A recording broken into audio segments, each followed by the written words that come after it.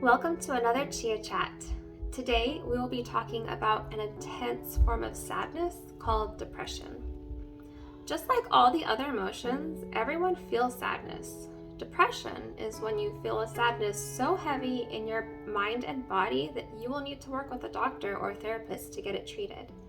When someone has a physical challenge like diabetes, loss of a leg, a heart defect, or arthritis, these are things that are diagnosed by a doctor, and generally others will understand their limitations. People who have diabetes can't eat certain foods. People who have lost a limb will need a wheelchair or a prosthetic leg. People with a heart defect may not be able to run, and people who have arthritis live in so much pain that they can't move very well. But when someone has depression, there is a chemical imbalance in their brain. You can't just see that by looking at them. They will look normal, and you might expect them to act normal. But it is just as challenging for them to go through each day, and that's why we should show compassion and understanding to each other. No one fully knows what anyone else is going through. Whether you have depression, will have depression, or know somebody who has or will have depression, it's important to know the signs and how it feels in the body. With depression, people may experience extreme sadness, hopelessness, loss of interest in doing things, excessive sleepiness or insomnia, meaning they want to either stay in bed all the time and not do anything but rest and sleep, or they can't get to sleep when it's time to sleep. More is loss of appetite or too much eating, a loss of weight or weight gain, irritability, social isolation, hard to concentrate, mood swings, low energy, low self-esteem, self-blaming or shaming, having a hard time bringing themselves to accomplish any work, feeling emptiness, worthlessness, fatigue, lack of energy, guilt, and more. Like I said, everyone feels sadness, but these are pretty specific symptoms of depression. And if that sadness stays around for a long time and it is interfering with daily life, it could be depression. Just because you can't see it doesn't mean the medical condition isn't real. Earlier, I said depression is a chemical imbalance in the brain. Science recognizes this, but there may be more. It may be a hereditary condition passed down from generations through DNA. So, if my mom has the gene for depression and she gave birth to me, I might have a higher risk for developing it. Another theory is that the more negative connections you make in your brain, the more that part of your brain that deals with memory and emotion shrinks, to put it simply. Here are some statistics as of 2023. The World Health Organization says that worldwide, 5% of adults suffer from depression.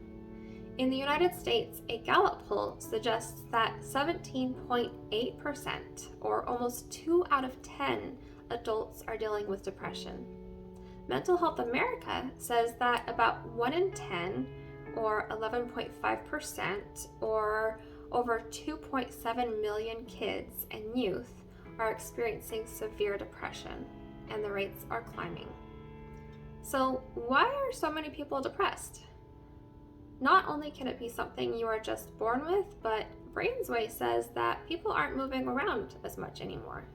When we move and exercise our bodies, we not only get physically healthier, but our brain does too. Because we are inside so much, we don't get to connect with the outdoors and nature.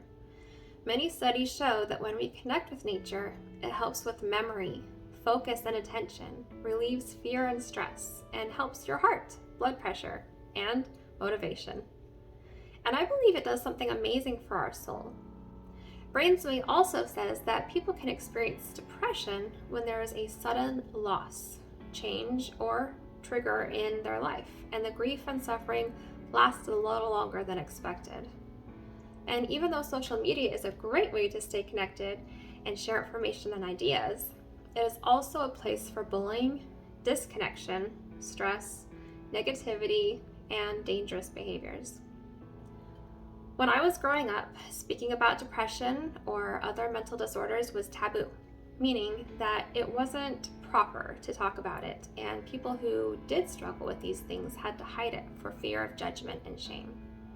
Nowadays, we are better at understanding that if we talk about mental health, it can improve our communities, help with treatment and recovery, decrease shame, show acceptance of others, aid in not feeling alone in the struggle, and spread coping strategies for well-being.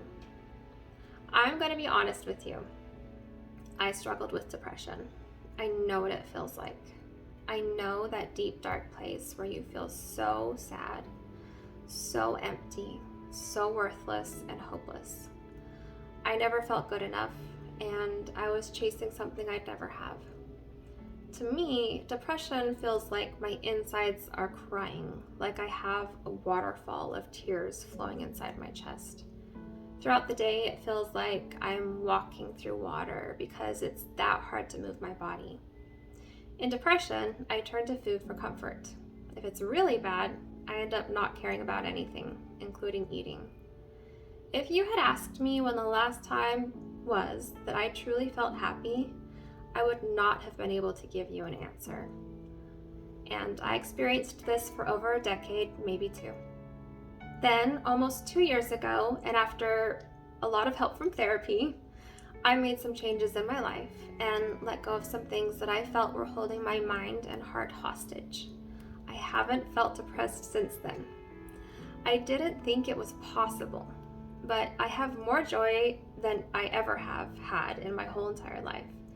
Now, that doesn't mean that life isn't difficult or without challenges, or that others are going to have my same experience, but my mental health is better and continuing to improve.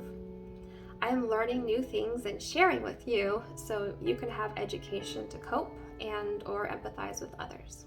Depression is serious, and if you've never had it, it's hard to understand what it's like for someone. That's why we need to be kind and compassionate. If you or anyone you know may be experiencing depression, talk to a parent, a doctor, a trusted person, a counselor, or call the National Depression Hotline, which is free and open 24/7.